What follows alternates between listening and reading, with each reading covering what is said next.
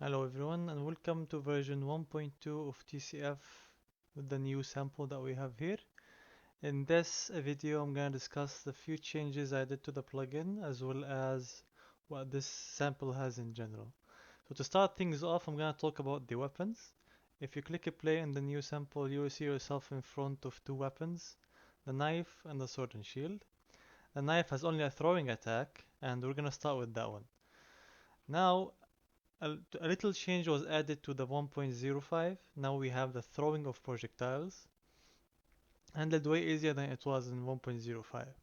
Now we had one example was with Guinea, and Guinea had an arrow, and the arrow was calling a private function on the Guinea himself. Now we tweaked this, so if you go to the weapon itself and the light attack it has, which is a throwing montage, you will see a new anim notify of type spawn projectile of class. It has a projectile class that we can spawn, and you have two of these examples with you. One for the player and one for the enemy sparrow. You'll see it on the other side, right here. Now we're gonna stick with this one. So for the knife, we have this class. You can program all this movement from here. And with that knife, we can also do an attack property like we're doing in regular montages. If you guys remember, in the trace notify, we have something similar to this. I have the exact same thing for the projectile types. So that has been added and modified as well. To continue where we were, back to the weapon itself, you will notice two new things. Attack impacts was added, as well as the general properties. Now attack impacts are not filled in this one, so I'm gonna look at the other one for a better reference. Attack impact, here we have a default impact and a block impact. If you guys remember in the hit abilities, let me just look for one. Yeah, in the hit abilities we had uh, hit stop here, custom time dilation, as well as a specified class from the impact classes.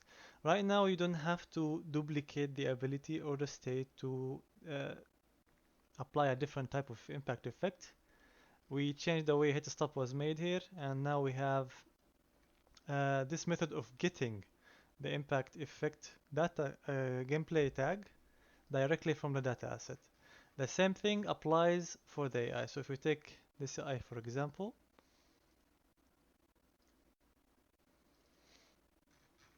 even the data assets for the AI have an impact effect.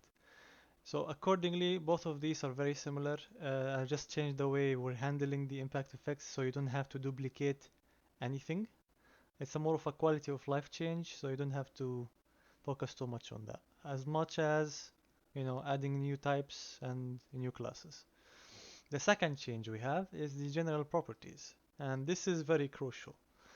I know many of you want to change the speeds that they exist on their state or whatever based on their weapon. Let's just say, for example, you have a great sword, your movement would be heavier. If you have a light daggers, for example, that would be way faster. So in this case, if you wanted to change the, let's just say, sprinting speed, you have to create a duplicate of this one and then change the max walk speed directly, or create a new variable that you can override on the child. However, now you don't have to. I have created a new special property called player speeds. You can access this if you go to the plugins folder, just type player speeds and you'll see one. Any variable that you add here or in any different property, you can duplicate this and change it however you like. Let's just say you have a crouching speed. If you create this, save, compile, you will see it will show up here as well. That means any uh, weapon you change, you can simply change the values from the data asset directly without the need to change the state and modify its values. Of course, do not ever change something in the plugin because the next time I update the plugin, it will overwrite what you have. The best option for you to do is duplicate this or create a child of this and move it outside to your content folder. Now that's for the player stuff, which is right now a walking speed, a sprinting speed, and a blocking speed. If we go to the AI, that should cover everything for the player changes. If we go to the AI, you'll see a little bit of a different thing. Now I have a new variable called behavior properties, which acts exactly like the player speed I explained. However, I can modify now the following speed, following behavior, as well as the strafing behavior, the movement speed in it. We can make the mob or the boss larger, make it slower, and change the way it's behaving when it's following. You can control all that from here. Of course, you can duplicate this thing and change whatever you like. I also added another one, another example you would see in the execution AI and the assassination. We can take this one for example. In the assassination, I have a different type of special property called assassination behavior. Now in this assassination behavior, we have four variables. Variable number one, condition to use. I'm gonna cover this at the very end. Assassination montage, assassinated montage, as well as the syncing object. I'm gonna start with the bottom. So the syncing object first is where I sync both the character and the enemy in a position where they can either face each other or behind each other in assassination case.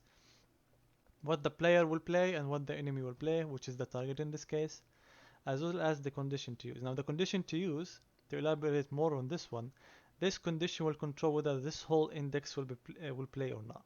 You can have multiple versions, multiple types of executions, if you call it.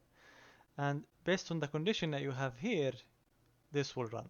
If, for example, on this one we have a combat execution and assassination condition, I have the same thing for the assassination as well as the execution example here. They're using the same thing. This one is a little bit named differently, but they use the same condition. The condition itself has one function, get condition result, and I'm setting the owner actor and the target actor in the player once he's performing his ability. So in this case, I'm just checking if the player have a weapon type of type sword and shield. So you can only execute or assassinate if you have this weapon, which the tag is also a new thing now. Weapon tag, as long as it's set to sword and shield, you can assassinate or execute. Of course, by using the same logic, you can add different types of executions based on conditions the player have. If his attribute is higher than something, if his weapon type is equal to something, you can even add a random boolean or a random integer based on whatever, if it's an integer of 1, we can do this. If it's not, another condition it will check. It will check in order, so index 0, index 1, and so on. This will cover the changes in the data assets. I'm gonna also talk about the traces. It did get a little bit different, as well as the attributes. Let me start with the attributes. First of all, attributes no longer exist in the plugin, so you're gonna have to create your attributes outside of the plugin. Remember, if you go to, let's just stick to the player for now. If you go to the bottom, you have attributes to create, and you have these values. I had some health, posture, and poise back in the plugin, but there's no need for it to be there. You're gonna have to create all the attributes outside of it. For this demo purpose, I created those. Each one of them is being used, so make sure you look at that. Aside from the attributes having to be recreated, we have the attack as well that got affected.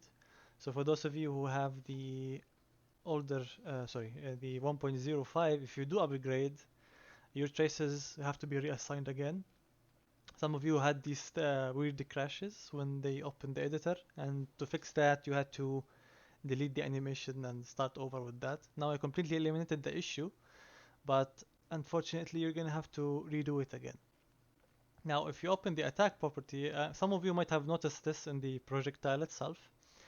I mentioned earlier that in the hit ability, I had the hit stop assigned right here, but the values also would be a problem if you want to change. You're gonna have to duplicate this and so on. Again, more quality of life changes. It's added directly to the trace itself right now. If a trace hits, there will be a reaction from the enemy side. Now, if the enemy is gonna react with a normal hit reaction, which is a regular ability, if it's a regular one, the target will have a hit stop of a value 0.01. This delay right here, I added this off screen. I'm gonna explain how these things work. Now, if I go to hit stop, already in the plugin. So hit stop.